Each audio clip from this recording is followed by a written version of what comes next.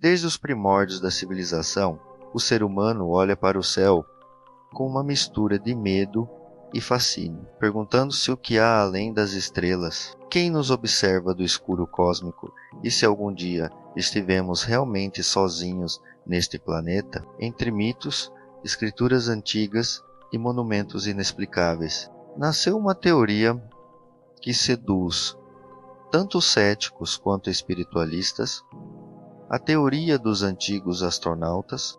Segundo essa hipótese, seres extraterrestres altamente avançados teriam visitado a Terra milhares de anos atrás, interagido com nossos ancestrais e, mais do que isso, interferido diretamente em nossa evolução biológica, criando ou aprimorando a espécie humana através de manipulação genética deliberada. O Homo sapiens, portanto, não seria um produto exclusivo da seleção natural, mas o resultado de um experimento cósmico, um híbrido de primatas e inteligência superior, moldado para cumprir um propósito desconhecido. Quando olhamos para as tradições sumérias e seus registros sobre os Anunnaki, deuses vindos do céu, ou para os antigos egípcios, que descreviam seres divinos que ensinaram a matemática, a escrita e a arquitetura, ou ainda para os relatos bíblicos de anjos que desciam dos céus e tomavam mulheres humanas como esposas. Tudo parece ganhar uma nova camada de interpretação. Seriam apenas metáforas ou registros de encontros reais, mas mal compreendidos? E os vestígios arquitetônicos, como as pirâmides do Egito, as estruturas megalíticas de Pumapunku, os alinhamentos astrológicos dos templos maias e as enigmáticas linhas de Nazca, teriam sido erguidos com ajuda extraterrestre ou como homenagem aos seus criadores? A ciência tradicional rejeita tais interpretações como delírios pseudocientíficos, frutos de uma mistura entre ignorância histórica e necessidade emocional de mistificação. Mas, curiosamente, a própria genética moderna lança perguntas desconfortáveis. O chamado salto de consciência do ser humano. O momento em que passamos de animais com inteligência básica para seres com linguagem simbólica. Arte, espiritualidade e autopercepção. Ainda é um mistério evolutivo. O surgimento repentino de um cérebro capaz de questionar a própria existência, de criar religiões, de temer a morte e inventar o tempo. Isso não aconteceu de maneira gradual e previsível. E se a explicação não estiver apenas no acúmulo de mutações aleatórias, mas em um evento dirigido, um código introduzido por mãos externas? Talvez não sejamos filhos da Terra no sentido estrito. Talvez sejamos, de alguma forma, um enxerto, um experimento ou até mesmo um acidente cósmico. A teoria dos astronautas do passado joga luz sobre uma possibilidade tão perturbadora quanto libertadora de que aquilo que chamamos de divino ou sagrado possa ter sido uma tecnologia incompreendida e que a busca por Deus, desde os altares até os telescópios, seja na verdade uma saudade biológica de algo que nos criou e partiu. Isso explicaria o profundo sentimento humano de separação, a sensação de que algo está faltando, de que viemos de outro lugar. Mas ao mesmo tempo, essa hipótese não escapa de uma armadilha fundamental. Ela transfere o mistério. Sai o Criador Celestial e entra o engenheiro cósmico. O sistema de crenças permanece.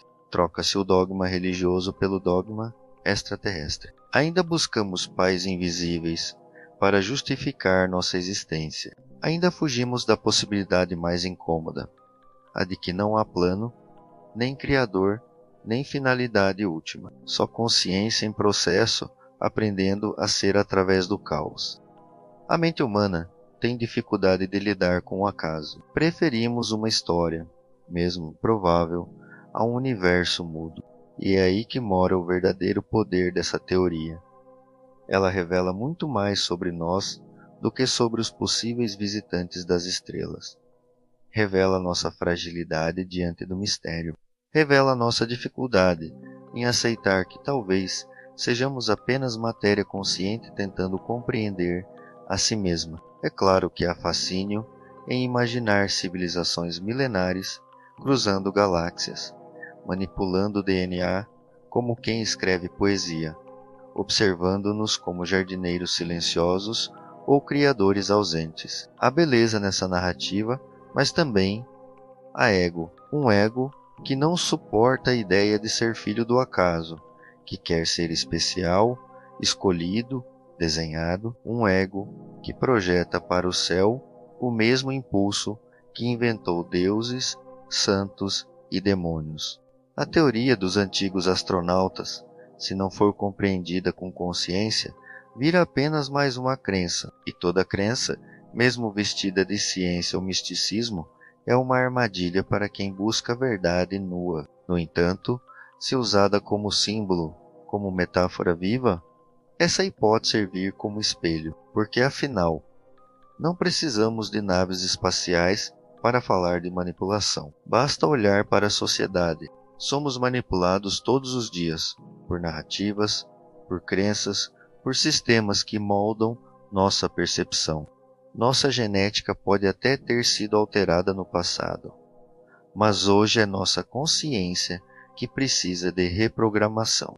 A verdadeira engenharia está no presente, nos scripts mentais que repetimos sem perceber, nos condicionamentos que herdamos, nas vozes que confundimos com nossa identidade. E se os verdadeiros astronautas do passado não vieram de fora, mas surgiram como aspectos internos, como símbolos arquetípicos que representam a travessia da inconsciência à lucidez? E se os deuses de ontem são apenas reflexos de uma consciência que tenta despertar dentro do próprio ser humano? Essa visão não nega os mistérios arqueológicos nem as lacunas da evolução, mas nos convida a olhar com mais profundidade para a linguagem simbólica da mente. A obsessão por encontrar respostas lá fora em Marte, em Atlântida, nas estrelas, pode ser apenas uma fuga, a fuga do agora, porque o presente é insuportável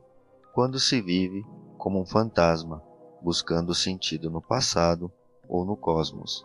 Mas quando se está realmente presente, cada célula do corpo se torna um universo.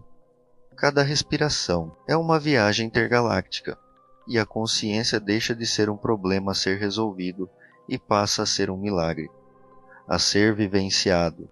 A teoria dos antigos astronautas, portanto, é como um convite a transcender o literal, a ir além das superfícies, a usar o fascínio pelo desconhecido não como distração, mas como ponte, porque no fim, o que realmente importa não é se fomos criados por alienígenas ou evoluímos sozinhos, mas se estamos despertos agora, se conseguimos observar os pensamentos sem acreditar neles, se conseguimos sentir o corpo sem resistir, se conseguimos olhar para o céu e ver não apenas um palco de teorias, mas um espelho silencioso da nossa ignorância. Não sabemos quem nos criou.